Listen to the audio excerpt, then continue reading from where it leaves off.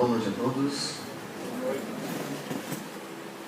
Nesta noite, de forma diferenciada dos demais dias, nós tentaremos explicar de forma clara e precisa como Kardec construiu o capítulo 27 da obra do Evangelho segundo o Espiritismo.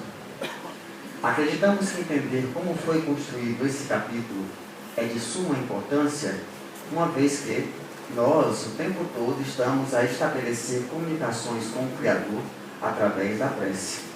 E é muito bom entender como funciona esse mecanismo para que nós saibamos entender o que pedir, como falar com o Criador.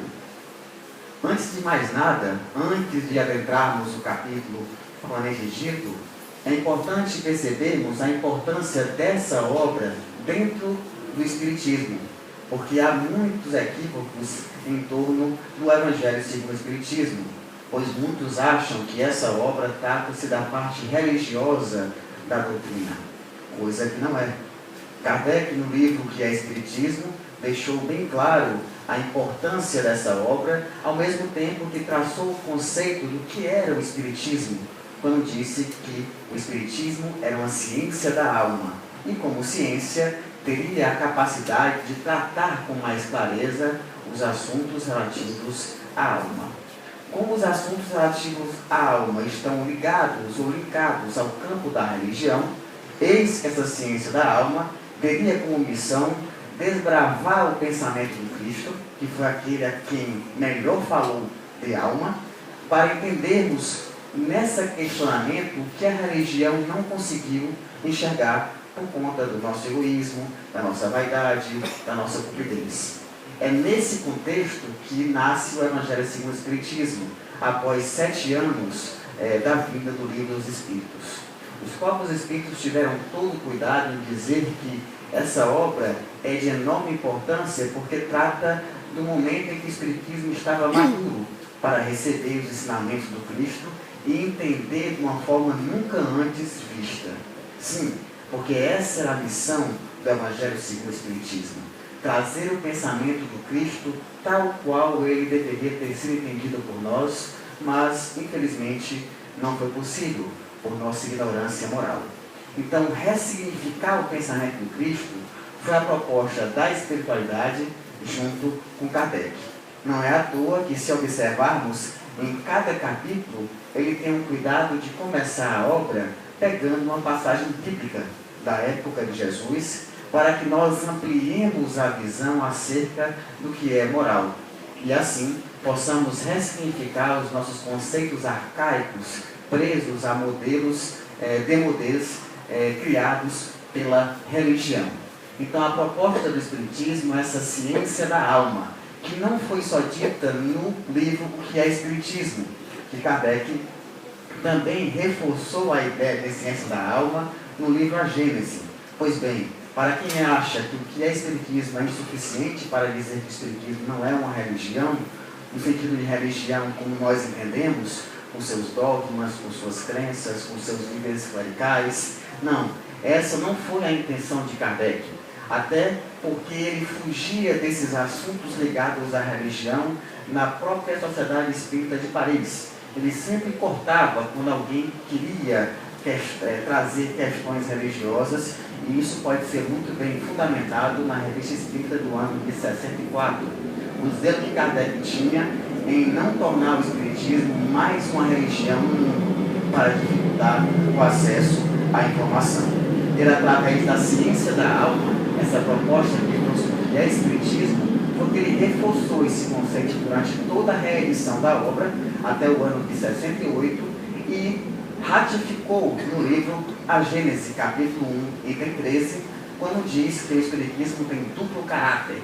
O primeiro caráter é um caráter de ciência, e por isso só cabia essa ciência de uma maneira diferente das ciências materialistas, já que a ciência materialista teve o seu impulso na matéria, o Espiritismo, o impulso veio do alto, de cima, através dos sentidos, das primeiras batidas, dos primeiros encontros do homem com aquilo que até então era sobrenatural. Então, diz Kardec, no item 13, no livro A Gênese, que o Espiritismo tem duplo caráter. O primeiro é o caráter divino, científico, e o segundo é o caráter divino, que é justamente as vozes do alto, dando mais uma vez a oportunidade do homem conhecer acerca de si mesmo e entender como é o plano social divino. Foi nessa proposta renovadora de ciência que o Espiritismo se apresenta à humanidade como escola da alma e tem a intenção de favorecer para o crescimento de todas as religiões. Kardec era bem claro quando dizia que toda religião é importante e boa, desde que ela conduz o homem ao bem. Então, ninguém precisa se preocupar em tentar entender qual religião está certa ou qual não está, já que todas, se forem boas, se não petrificarem o coração humano, elas estão conduzindo o homem ao bem. Nesse contexto, Kardec deu especial atenção e deixou por último justamente o capítulo Pedi e Obtereis, que é um capítulo que trata do nosso diálogo com a divindade. E nós vamos ver no livro dos Espíritos que prece é justamente isso, a comunicação nossa com Deus, ou com os espíritos superiores, já que por muitas vezes nós temos dificuldades em estabelecer comunicação diretamente com Deus. Nós precisamos ainda de um intermediário, e isso é característica nossa de espírito imperfeito. Por isso recorremos aos santos quando somos católicos, ou ao Espírito Santo quando somos evangélicos, ou aos espíritas que preferem pedir a vasta gama de espíritos que colaboram na doutrina espírita, como Emmanuel, Bezerra de Menezes e outros.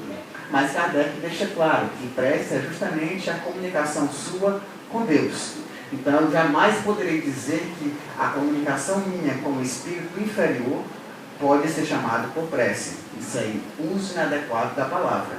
Prece pressupõe que você está se comunicando com alguém superior a você. Que a comunicação com os espíritos inferiores existe, isso é fato, não há como negar. Mas dar a essa comunicação em nome de prece é um uso inadequado da palavra.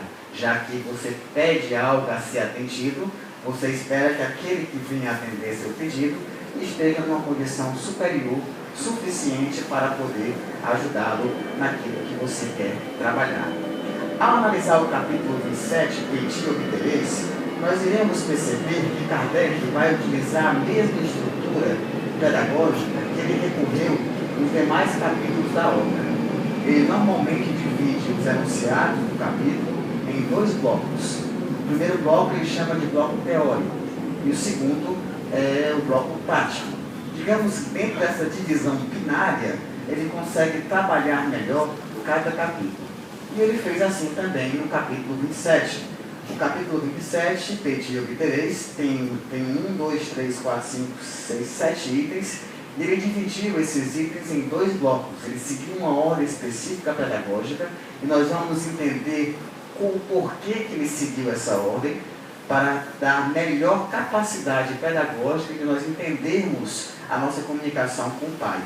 Então eu poderia dizer que Kardec utilizou uma divisão binária, onde até o ponto 3 ele vai tratar justamente do campo teórico, que é a qualidade da prece, a eficácia da prece e a ação da prece e transmissão do pensamento. Até o ponto 3, esses 3 pontos iniciais, Kardec está justamente trabalhando a parte teórica acerca da prece. Para em seguida, no segundo momento, ele dá a parte prática, onde ele vai abordar os itens preces inteligíveis, da prece pelos mortos e espíritos sofredores, maneiras de orar e felicidade que a prece proporciona. Nessa divisão binária, pode parecer algo ainda muito simples para que nós entendamos a profundidade com que Kardec se utilizou para criar o capítulo. Vale lembrar que Kardec, como pedagogo, teve esse diferencial que os religiosos até então não tiveram, de deixar que o conhecimento ficasse claro, porque ele sabia que era preciso decodificar o pensamento do Cristo, que já é sintético, porque esses espíritos falam pouco e muitas vezes por parábolas, nós temos dificuldade de entender essas parábolas. Então Kardec ia pegar então um pensamento que era sintético e tentar esmiuçá-lo a fim de que nós tivéssemos a capacidade de entender o que o Cristo queria dizer quando falou aquele enunciado acerca da prece. E essa é a proposta do Evangelho segundo o Espiritismo. Por isso que nós acreditamos, como alguns pastores evangélicos, como exemplo do Caio Fábio, que eu gosto muito de seguir, quando ele fala que o Evangelho, que o Velho Testamento caducou, morreu em Cristo, porque com Cristo toda a lei foi revista. Então é importante nós nos atermos ao que o pensamento do Cristo pode nos trazer para melhorar o nosso comportamento. Então Kardec usou essa divisão binária. Mas, analisando essa divisão binária, nós iremos perceber que isso não fica claro suficientemente. Por que Kardec utilizou primeiro a qualidade da prece, para depois, em seguida, ele falar da eficácia da prece? Por que em terceiro ponto ele usou a ação da prece, transmissão do pensamento? Por que Kardec usou essa ordem específica para construir o capítulo? Por que ele não colocou a eficácia da prece antes da qualidade da prece? Então, para entendermos por que Kardec seguiu essa ordem, é importante nós recorrermos a uma teoria da comunicação, já que prece é uma comunicação nossa com o alto. Então, em comunicação, uma teoria da comunicação, se eu quero, seja ela por TV, por rádio, por e-mail, não importa, se eu quero que a minha comunicação, se a minha mensagem chegue ao destinatário, eu tenho que me preocupar com duas coisas que são fundamentais para que a minha comunicação tenha êxito. Uma delas é a transmissão da mensagem. Eu tenho que me preocupar com a transmissão da mensagem para que ela possa chegar com qualidade ao local a quem eu quero me comunicar. Só que não só a transmissão da mensagem é importante para que nós tenhamos êxito na comunicação, como também a própria mensagem, ou seja, o conteúdo dessa mensagem é importantíssimo se nós quisermos ter êxito na concretização de uma codificação, de uma mensagem. Então eu tenho que ter dois ingredientes que são fundamentais numa teoria de comunicação, que é o mecanismo de transmissão e o mecanismo de conteúdo dessa mensagem. Vejamos o exemplo da transmissão por rádio. Passamos a seguinte analogia de que nesse momento eu ligo um rádio próximo à tribuna aqui. A mensagem do rádio está sendo transmitida. Só que o volume está um pouco baixo. Quem está na retaguarda consegue dizer que não consegue ouvir o que o rádio está sendo transmitido. A mensagem está sendo transmitida, mas eu não consigo atender aqueles que estão na retaguarda do salão. Então a transmissão está sendo eficaz, mas eu estou com um problema em que na frequência, aí eu vou ter que aumentar o volume, que em termos de física é aumentar uma intensidade de uma onda, para que lá atrás a pessoa possa ouvir. Então, além da transmissão e do conteúdo dessa mensagem, note que a maneira, a pureza daquilo que sai da mensagem é importante, porque eu posso aumentar o volume do rádio e ao mesmo tempo, ao aumentar o volume do rádio, eu posso fundamentar uma comunicação cheia de ruídos, de impurezas. A mensagem vai chegar lá atrás, mas a pessoa não vai conseguir decodificar, porque está impura, cheia de ruídos. E é interessante como Kardec pensou nisso tudo para construir esse capítulo. É isso, o que ele chama de transmissão da mensagem e conteúdo da mensagem do rádio é justamente o item 1 da qualidade da prece. Porque se a minha prece, se eu quero, tudo que eu mais quero é que a prece que eu estou fazendo ao Criador, ela tenha eficácia. Só que prece para ter eficácia, ela tem qualidade. Então Kardec vai tratar justamente no item 1 dos mecanismos de transmissão e conteúdo dessa mensagem, para que ela chegue ao destino de forma qualitativa e possa produzir o resultado final que se espera, que é a eficácia. Veja como Kardec foi lúcido nessa questão pedagógica. Ele criou uma rotina para estabelecer o primeiro item e o segundo, e nós poderíamos parar por aí, porque tudo que eu quero é uma prece de qualidade. Se eu já sei como fazer uma prece de qualidade, essa prece de qualidade vai produzir eficácia. Prece eficaz, estou satisfeito, não preciso de mais nada. Só que Kardec foi além, no item 3, propondo uma teoria de como se dá essa condição de eficácia da prece.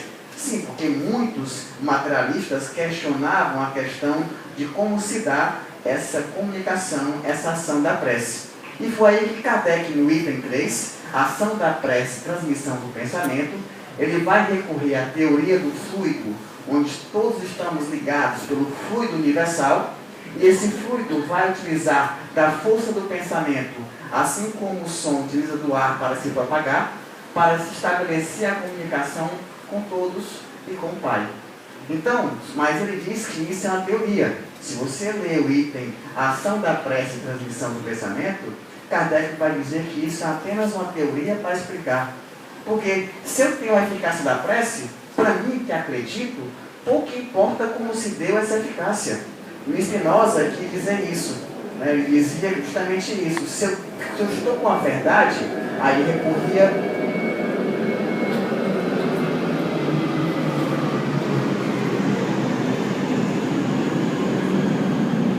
Spinoza, muito embora fosse panteísta, ele recorria a um conceito de Buda, onde ele dizia o seguinte: se eu estou para atravessar o rio, e se eu preciso do barco para atravessar o rio, porque na outra margem está a verdade, e se eu atravesso e já encontro a verdade, de que vai me servir o barco?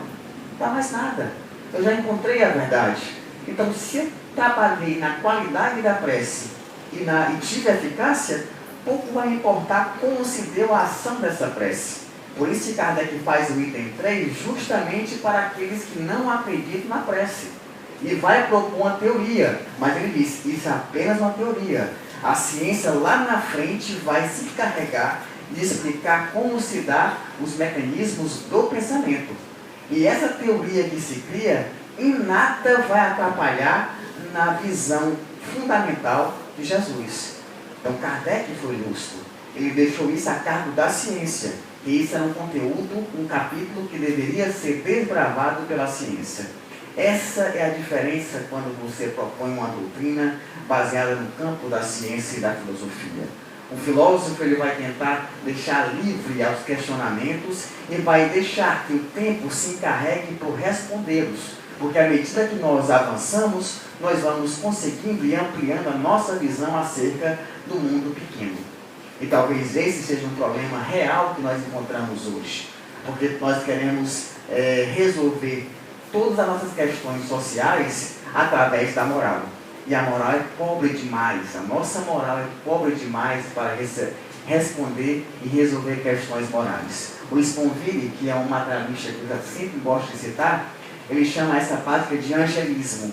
Toda vez que a religião quer se meter nos assuntos que são do campo político e científico e querendo resolvê-los de uma maneira através da moral. Ele chama isso de angelismo. E isso fere os princípios do campo do estudo. Pascal foi o primeiro que definiu esses níveis. Ele vai dizer que o primeiro nível é o nível da política, em segundo o nível da economia, que vai vir junto com a ciência, e por terceiro o nível da moral.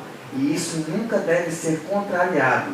Então as nossas questões sociais devem ser respeitadas dentro desses níveis. E não é preciso mais nem eu responder e fugir ao assunto para observar o que temos ultimamente na mídia, a religião mais uma vez querendo se meter nos assuntos de ordem política e científica, fazendo a marmelada que estão fazendo, como fizeram outrora na Idade Média. Então, nesse contexto é que nós convidamos, dentro de uma visão mais racional, a entender o que o Pai quer de nós, para que nós saibamos, assim, dessa forma, saber o que pedir para o Pai.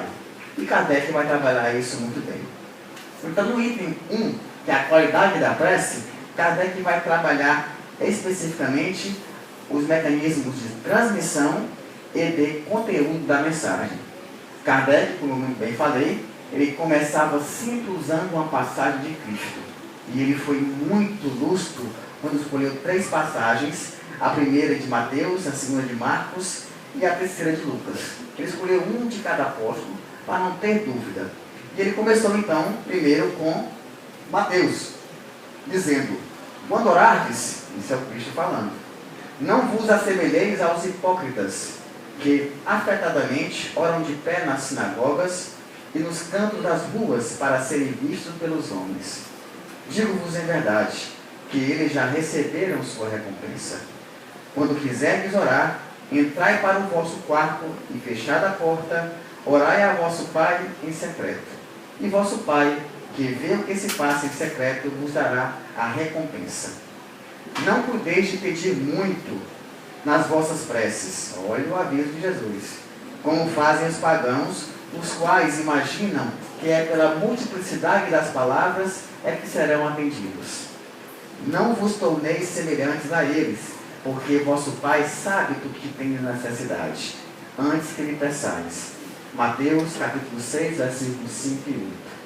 Lá em Marcos, Jesus diz o seguinte: quando vos aprestardes para orar, se tiverdes qualquer coisa contra alguém, perdoai-lhe, a fim de que vosso Pai que está nos céus também vos perdoe os vossos pecados.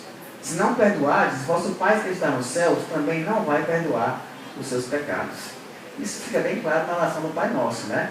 Que nós pedimos perdoar nossas ofensas, assim como nós perdoamos a quem nos tem ofendidos. Pelo menos a gente consegue mentir bem nesse aspecto, né? Porque está muito longe a gente perdoar realmente. A gente fala que perdoa, mas a gente não perdoa.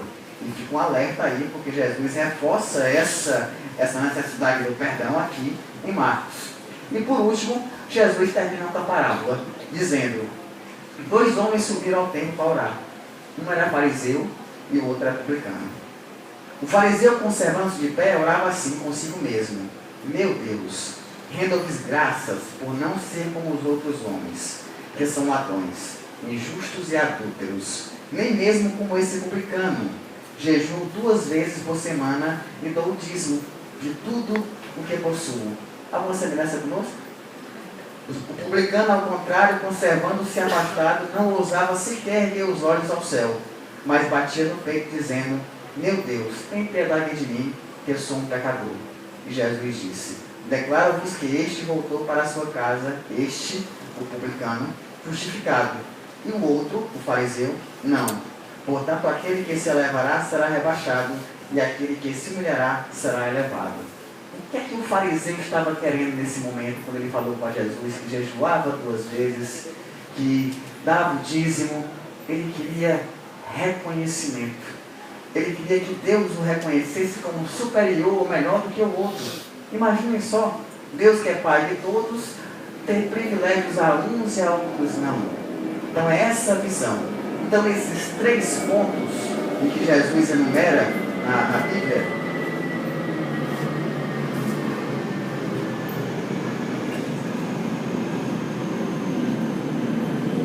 ficam claramente presentes os mecanismos de transmissão e conteúdo da mensagem que nós devemos trabalhar.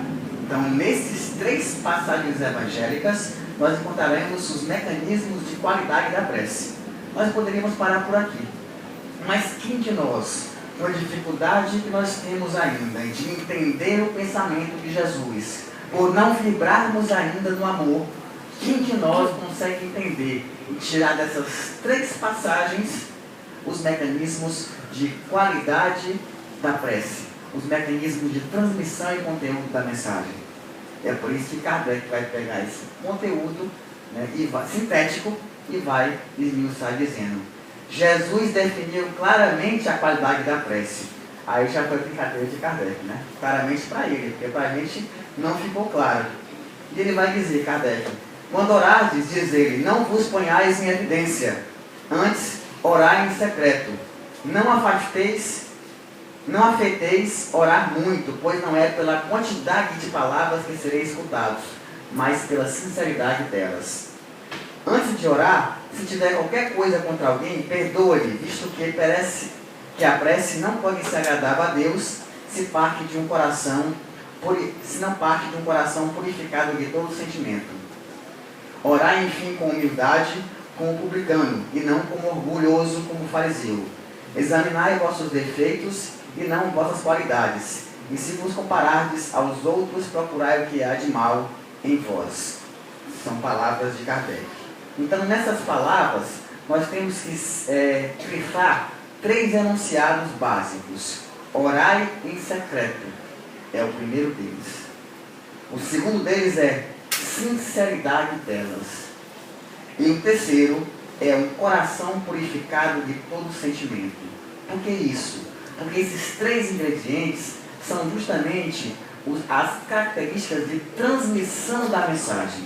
Se eu quiser estabelecer uma comunicação com o Pai ou com o Espírito Superior, esses três ingredientes são fundamentais no mecanismo de transmissão da mensagem. O primeiro é orar em secreto. O segundo é sinceridade delas. E o terceiro é um coração purificado de todo sentimento. Orar em secreto. O que é isso? É justamente eu pegar meu rádio e ir para um local onde eu possa ouvir esse rádio. Se eu tenho aqui vários rádios ligados ao mesmo tempo, naquela sensação de estádio de futebol, que o pessoal não se contenta em ir para o campo, mas ainda leva o radinho, naquela balbúrdia toda, você não consegue nem sequer se concentrar. Então, o orar em secreto é justamente você pegar esse seu radinho e ir para um canto só, para dentro de você mesmo. Esquecer o mundo lá fora, esquecer a vida à sua volta, as dificuldades que pesam, sim, porque quem ora e pede alguma coisa ao Pai está pedindo porque está necessariamente passando por uma necessidade. Então ele pede a você e busque primeiro o equilíbrio, que é o orar em secreto, que é pegar o radinho e se afastar e tentar manter a comunicação. O segundo é a sinceridade dela, que é justamente o volume desse rádio. Se eu quero que a mensagem chegue até o alto, ela tem que ser sincera. E o volume é justamente a sinceridade dela. Agora, se eu aumentar muito o volume, eu tenho que lembrar que se eu aumento muitas vezes, pode dar ruído. Por isso que o terceiro ponto é o quê? O coração purificado de todo sentimento, que é justamente a frequência do rádio. A frequência que vai dar garantia a mensagem chegar lá e ser audível. E Deus escutar essa mensagem. Entenderam como Kardec foi lúcido? Esses três mecanismos são importantíssimos para estabelecer a transmissão da mensagem. O orar em secreto, que é pegar o meu radinho e ir para um canto, tentar me concentrar, tentar estabelecer uma comunicação, o que Joana de Ângeles chama de meditação, coisa que os orientais já chamavam há muito tempo, não há como negar isso. Então, o segundo ponto é a sinceridade delas, que é justamente o volume desse rádio. E o terceiro, o coração purificado de todo sentimento, que é a frequência desse rádio. Se o meu coração estiver impuro, de que adianta eu pedir ao Pai? Né? Se eu estou com mágoa no coração, com raiva no coração. Então, se eu tratar desses três pontos antes de fazer a prece, eu terei grande chance de ser atendido na minha prece. Agora, eu tratei da qualidade da prece, do mecanismo de transmissão, eu orei em secreto, eu fui sincero, meu coração estava puro, mas a minha mensagem não foi atendida. Então eu estou com um problema no conteúdo da mensagem. E o que é o conteúdo da mensagem? Aqui Kardec vai dizer: examinai os vossos defeitos, não as vossas qualidades. E se vos comparardes aos outros, procurai o que há de vós de mal em vós. Veja, esse é o conteúdo da mensagem. Porque nós, muitas vezes, passamos por dificuldades e fomos acostumados a tentar fugir dessa dificuldade, ao invés de encarar o problema de frente e tentar interpretar o que a dor nos traz para servir de modificação de conduta. Nós nunca fomos acostumados a isso. Optávamos sempre por fugir, por correr da dor. E essa é a visão doentia, inclusive, que o amor que nós conhecemos como amor ainda faz conosco. Eu sempre digo que nós teremos muita dificuldade, uma dificuldade maior ainda, quando nós aprendemos a amar. Nós não sabemos amar. Quando nós aprendemos a amar, nós teremos uma dificuldade maior ainda do que aprender a amar, que é a dificuldade de aprender a amar com qualidade, sem protecionismo. Porque a gente começa a amar um pouquinho uma pessoa, já quer protegê-la ao extremo, cobrindo os seus defeitos, os seus enganos, os seus equívocos, e muitas vezes passamos a mão na cabeça, super protegendo, estabelecendo privilégios. Lembremos que quando você ama indistintamente, não existe mais o meu marido, a minha esposa, o meu cunhado, o meu filho. É o outro. O amor incondicional nos torna todos importantes. Para Jesus não tinha diferenciação. Percebem como está distante ainda para a gente entender o amor?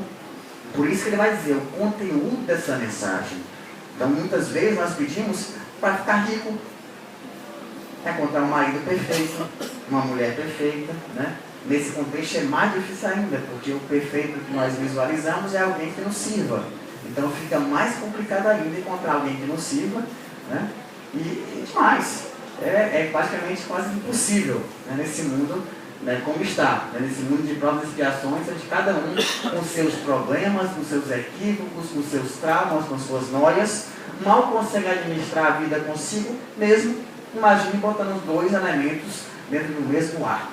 É para sair tabefe mesmo, de paulada né, e por aí vai. É por isso que Freud falava, quando você casa com a pessoa, você não casa com a pessoa, né? Você casa com a pessoa, com o pai dela, com a mãe dela. Não são dois, são seis. Ou seja, são seis envolvidos num cenário que é de extrema dificuldade de convivência. Então nós temos que saber e prestar atenção naquilo que pedimos a Deus, para que tenhamos eficácia. Temos que entender que a dor é sempre o aguilhão que nos promove o avanço para a mudança de comportamento. Deixarmos de correr da dor. Sim, nós temos que pedir isso. Nós temos que entender essa visão. Não é que ninguém agora absorva uma postura sadomasoquista e passe a conviver com a sua dor, sofrendo, sentindo prazer na dor. Não se espera isso. Mas o que se espera é clareza, resignação, paciência, entendimento, e não pedir para, de uma hora para outra, cortar a cruz, porque é justamente a cruz que foi a mensagem que Cristo deixou. Se você quer me seguir, pegue sua cruz e siga-me. Todos aqueles que acompanharam Jesus e que entenderam a sua mensagem, perceberam que encontrariam inúmeras dificuldades no caminho. Não teve nenhum cristão que não teve dificuldade. Não teve. Nenhum cristão que entendeu Jesus que teve vida fácil. Nenhum deles. Nenhum deles. Então por que nós queremos vida fácil? Será que estamos alinhados realmente com o pensamento de Jesus? Então é nesse contexto que Kardec encerra o item da qualidade da prece, para dar continuidade ao segundo item, que é o item da eficácia da prece. No item da eficácia da prece, Kardec é interessante. Ele começa com a passagem de Jesus, e essa passagem de Jesus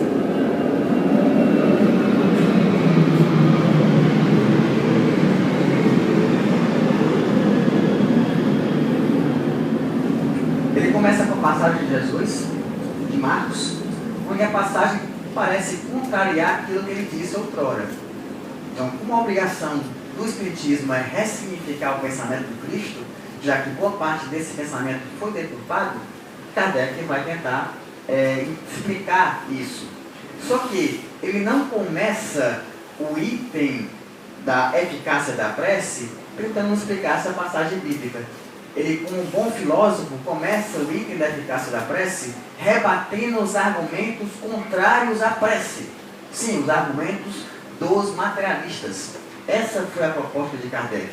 É isso que se chama fazer ciência além dos resultados. Como um bom filósofo, ele tentou, antes de começar a eficácia, já que eu tenho que provar que há eficácia, então antes de tentar provar se há eficácia, eu tenho que rebater os argumentos contrários à eficácia da prece. E foi aí que Kardec começou esse item dessa forma.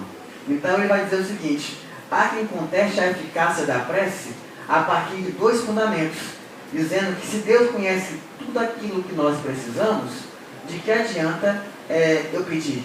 É inútil eu pedir. E acrescenta ao segundo argumento: se as leis são eternas, imutáveis, então elas não podem ser modificadas. Há um fatalismo. Então, de que adianta eu pedir? Então, Kardec começa atirando contra esses dois argumentos contra a eficácia da prece. E ele usa a mesma resposta por dois, que é a lei de liberdade, que o Descartes já falava. A liberdade é uma lei. Então, se eu tenho uma liberdade, as leis são imutáveis, mas entre as leis existe uma lei que é a lei de liberdade. E essa lei de liberdade que me permite justamente a minha fala com o Criador, com o Pai. E o outro argumento é, se Deus sabe tudo que nós sabemos, aquilo que nós precisamos, inútil é pedir-lhe. Sim, Deus sabe tudo do que nós precisamos, mas nós não estamos expostos a uma fatalidade. Ou seja, não estamos predestinados a um destino. A nossa senda está pautada por um livre-arbítrio. E se nós escolhermos o caminho do bem, sempre fica mais fácil as situações. Então nada é fatalista. Então se eu não estou preso a um fatalismo, eu tenho uma lei de liberdade, essa lei de liberdade garante que eu peça ao Pai. Então ele vai muito bem trabalhar essa questão nesse sentido. Há um livre-arbítrio. Porque ele vai dizer o seguinte,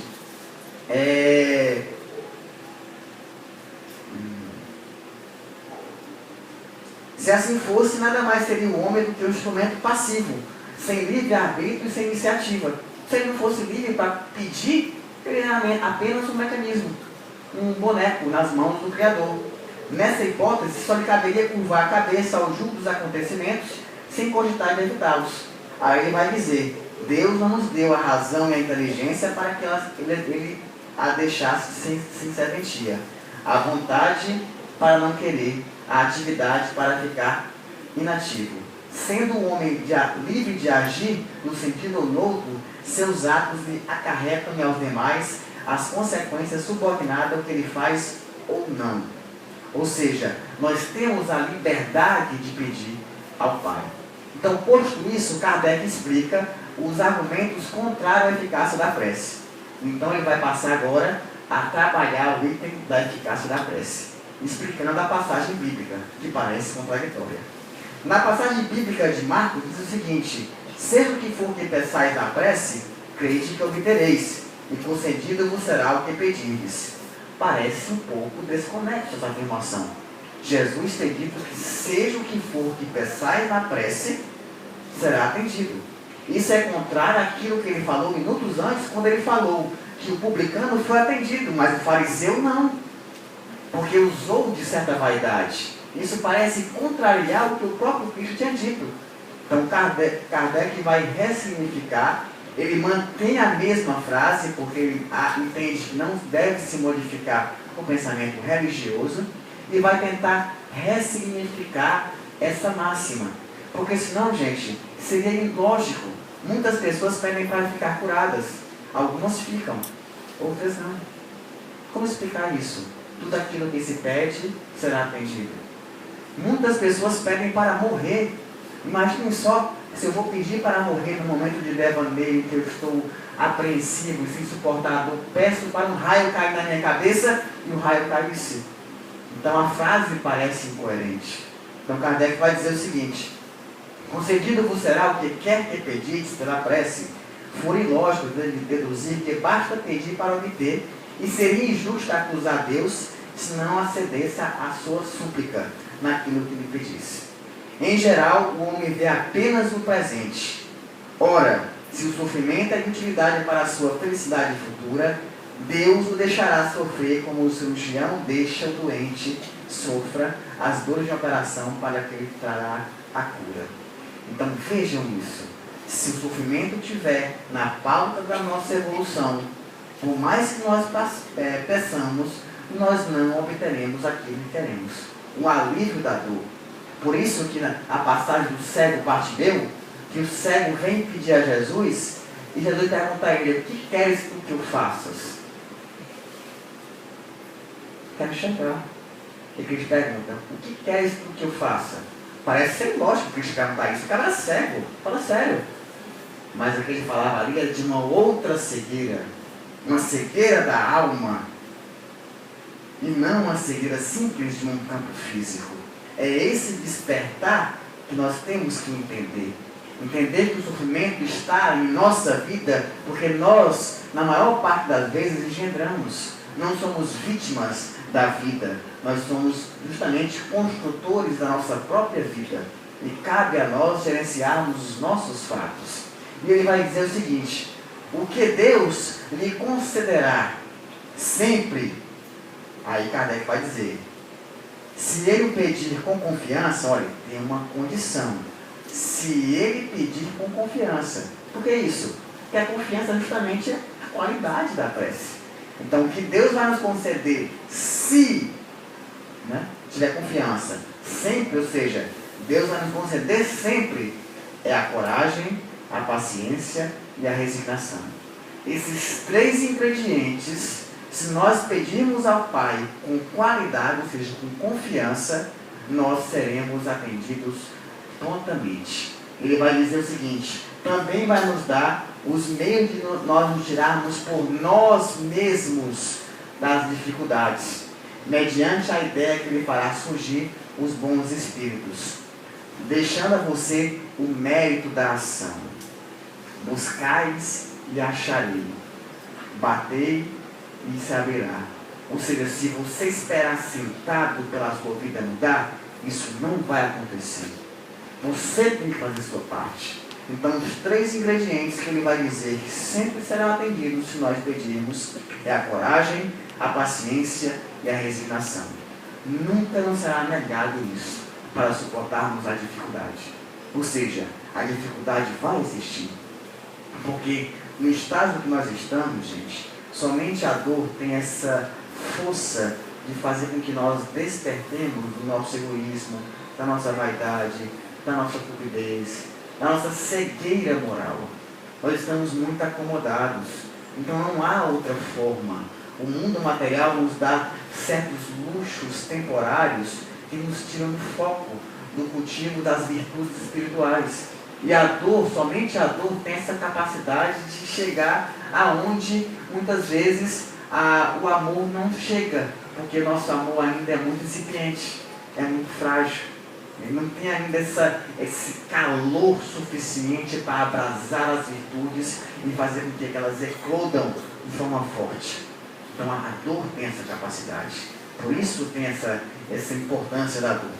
E ele vai dizer, em conformidade com a máxima que Cristo falou, ajuda-te, que o céu te ajudará. Ou seja, faça a sua parte. E eu vejo companheiros vindo aqui buscando atendimento de saúde, nem tem coragem sequer muitas vezes de passar 10 quartas-feiras ou 15, enfim, o que pede no seu tratamento, assistir uma palestra. Antes da palestra acabar, botasse a água ali e ele sai, porque ele acha que a água e o passe vai curá-lo. O dedo engano. Se você não fizer a sua parte, não faz nada. É igual um diabético. O remédio por si só não tem capacidade de controlar a diabetes, se ele não parar de comer doce. Não é verdade? Não tem como. É a mesma coisa. Você pode trazer o cartão de 20 litros. O carrinho tá 20 litros. Bota ali. Você pode tomar banho para a fluidificada. Não vai dar resultado nenhum. Se você não modificar o seu comportamento, a sua conduta, de nada vai adiantar. Diga a vocês, estão perdendo tempo vindo para cá. Era melhor ficar em casa vendo Babilônia. Estão se enganando.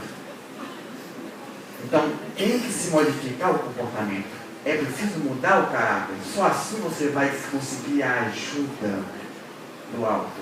A ajuda de que o céu te ajudará.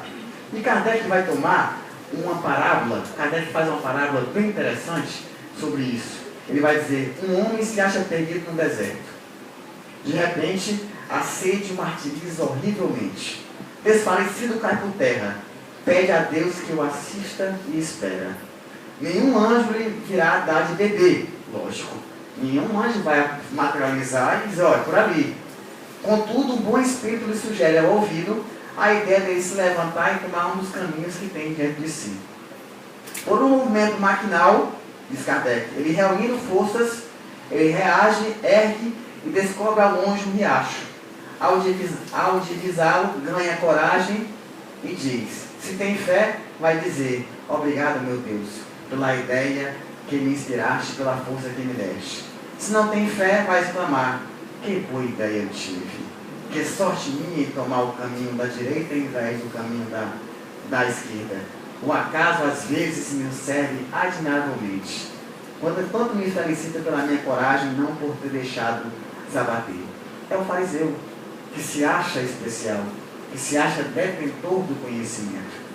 Então Kardec vai rebater mais uma vez o materialista, dizendo o seguinte, poderia dizer, mas dirão, por que o bom espírito não lhe apareceu claramente e disse, vai por ali? Porque esse é um questionamento que convive o materialista que o Espírito faz. Ele diz que Deus não se mostra, porque se Deus se mostrar, a moral acaba. Porque nós não temos moral, nós temos medo de Deus. Mas convive não leu o livro dos Espíritos. Porque Kardec vai dizer que Deus não se mostra, Deus se revela através de suas leis. À medida que o homem expande a consciência e tem noção de todas as leis universais e passa a respeitar lei do progresso, lei de caridade, lei de reprodução, enfim, ele vai em lei de liberdade, lei de justiça, amor e caridade. Vejam, olha, Kardec, os Espíritos foram lúcidos, eles botaram a lei de amor e caridade junto à lei de justiça. Porque entre ser bom e ser justo, tem que ter um equilíbrio. Fazer a caridade alívia e não promover que a pessoa modifique o caminho por si só, é assistencialismo, é esmola. O objetivo não é esse. Então sejamos justos. Então esse amor incondicional pede justiça para dar certo o que é de César. Entendem isso? Por isso que a lei está linkada numa única lei. Lei de justiça, amor e caridade. E Kardec vai relembrar essa história, que à medida que nós ampliamos esse conhecimento, nós temos conhecimento de Deus. E ele termina pegando uma passagem do livro de Tobias, do Velho Testamento, que é um livro metafórico encontrado na Bíblia dos católicos, na Bíblia evangélica não vai ter, que é um livro escrito há 200 anos antes de Cristo, que, segundo os arqueólogos, é um livro metafórico, porque já que nada que foi narrado nele se assemelha ao período histórico daquela época. E nessa parábola, nessa passagem, Kardec cita a história de Tobias, dizendo que se o anjo que acompanhou Tobias pelo deserto tivesse se mostrado a ele, esse anjo, segundo a lenda, era o arcanjo Rafael, conduzindo ele até outra cidade para casar com Sara, e livrando de perigos, se o anjo tivesse dito que era um anjo, Tobias não teria feito nada. Teria sido, e agora? Vou para onde? E agora? Eu sigo para onde? Mas não, o anjo não se apresentou como um amigo, como um estranho, como alguém que ia caminhar com ele a caminhada. Assim é o nosso anjo da guarda. Ele está ao nosso lado. Assim são os espíritos superiores. Eles estão ao nosso lado. E na rede espírita eles deixaram bem claro isso. Eles vêm, querem dar a mensagem. Se nós não estamos preparados para ouvir a mensagem, eles partem. Eles vão se preocupar com quem está preocupado para aprender a mensagem. Eles não perdem tempo com quem não quer aprender. Simples assim. Deixa bater cabeça. Porque através de bater cabeça você vai aprender. Entende? É aquela criança que você sabe aquela dificuldade que o pai, com dor no coração, vai levar o filho para o primeiro dia de aula? Dói. Ele sabe que dói ver a criança sofrendo, porque ela realmente está sofrendo. Mas ele deixa a criança sofrer, porque ele sabe que é preciso que ela fique na sala de aula, que ela comece a sua vida escolar. É a mesma coisa. Os espíritos superiores lamentam. Eles estão ao nosso lado. Muitos deles são nossos familiares. E sofrem quando nós optamos pelo caminho mais difícil, mas eles respeitam a lei de liberdade e deixam que nós aprendamos por si só, para não roubar o mérito de nossas ações. Aí está a diferença da proposta pedagógica divina. Deixar que nós cresçamos por nós mesmos, aprendamos a andar pelos nossos passos. E isso é importante. Termos essa consciência. E no terceiro ponto, teórico, como eu falei, Kardec vai tratar da ação da prece e transmissão do pensamento. Aonde ele vai elaborar na teoria do fluido essa questão de transmissão da prece. Que a prece se dá, assim como o som aproveita o ar para propagar que você conseguir ouvir, a prece vai usar, o pensamento vai usar a vontade daquilo que se pede e se deseja, para emitir através do fluido universal que conecta tudo e todos ao pensamento divino, ao pensamento dos espíritos superiores. Então ele cria uma teoria para responder ao materialista. Como eu falei, para aquele que consegue a sua eficácia, pouco importa como se deu a eficácia. E eu lembro uma vez que eu tive cálculo renal, que me doeu tanto, e pensa numa prece sincera, é a prece do cabra que está com dor. Não tem sinceridade maior, né, o desespero naquela hora ali que você começa a pedir de forma realmente fervorosa que seja atendido, porque realmente não tem prece mais sincera do que a prece daquele que está com realmente uma dor real, como uma dor do cálculo renal. Então, nesse contexto, se estabelecem esses mecanismos de comunicação. Kardec passa então para a parte prática, que é as preces inteligíveis, a prece pelos espíritos sofredores e pelos mortos, maneiras de orar e felicidade que a prece proporciona. Preces inteligíveis. Nas preces inteligíveis, ele vai começar trabalhando um texto de Paulo, bem claro, e vai falar justamente o seguinte: se eu não entender o que significam as palavras, serei como um bárbaro para aquele a quem falo, e aquele que me fala será para mim um bárbaro. A simplicidade com que se fala é importante. Não é preciso você falar palavras bonitas. Veja o publicano e o fariseu. Cristo deixou o exemplo. Ele quis falar bonito, dizer o que fazia, enquanto o publicano falou simplesmente, nem olhou para o céu e disse que não tinha coragem de olhar para o céu porque se achava pecador. E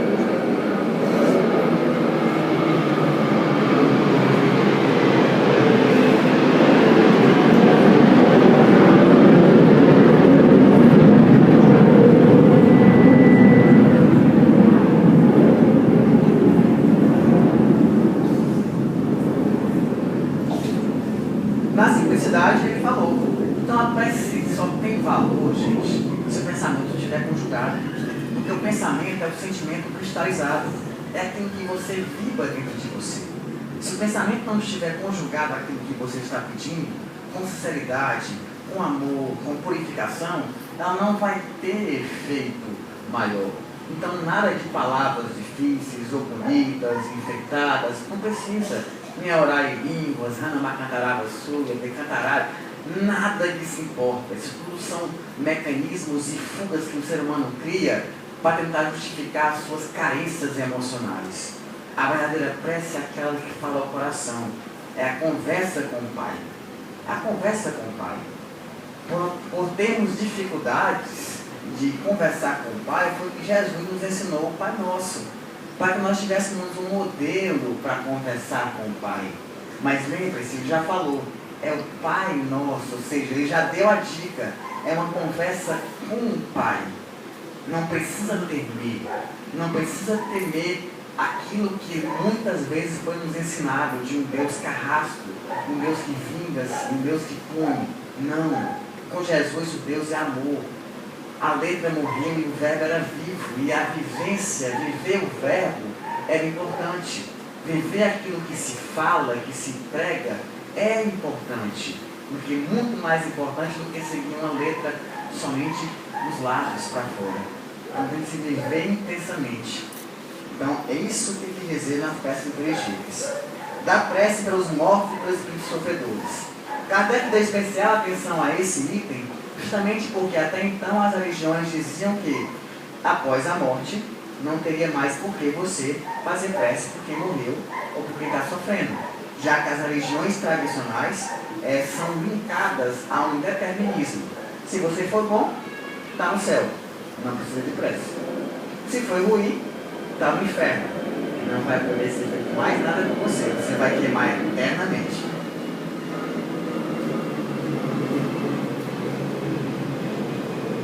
Lógico que Kardec vai rebater isso, porque com a reencarnação nós tivemos a oportunidade de entender que existem os processos de várias vidas que vão nos dando a oportunidade de voltarmos aqui.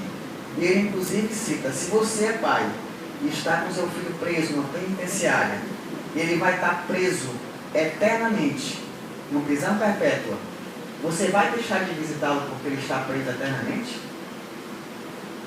Acho que não. Você vai lá acolhê-lo, dar amor. A mesma forma é a prece.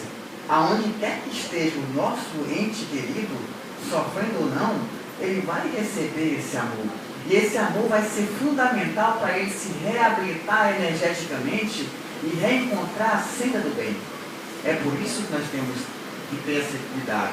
Muitas vezes nós, com o ritmo da vida acelerado, Passa 2, 3, 5, 10 anos que perdemos um ente querido e nós, pela rotina diária, deixamos de emitir prece para eles. Carinhos, músicas, abraços, beijos, flores mentais. Esquecemos. E muitas vezes eles estão precisando. Mas pela rotina nossa do dia a dia, eles acabam esquecendo. Então é sempre bom nós mantermos esse vínculo da prece para aqueles que já se foram antes de nós. Porque eles podem estar precisando. E por fim, Kardec vai tratar do item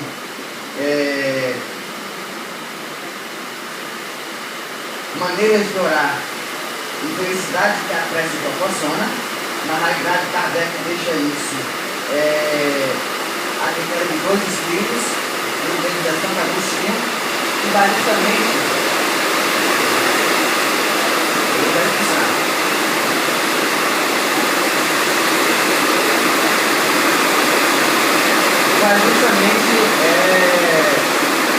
nos dar orientações de como devemos orar e a felicidade que a prece proporciona se nós estabelecemos uma atenção de qualidade da prece e o conteúdo da mensagem. Eu acho que vamos continuar da história. Ainda tem uma coreança, questão de atrapalhar todos. Eu espero que vocês tenham exemplar mostrar como está esse capítulo. E a dica ao chegar em casa, para não esquecer, ou hoje ou amanhã, ter uma linha em todo o capítulo para ficar fácil entender tudo aquilo que nós trabalhamos nessa noite. Muito obrigado mais uma vez. Tenham uma excelente noite e um bom retorno aos nossos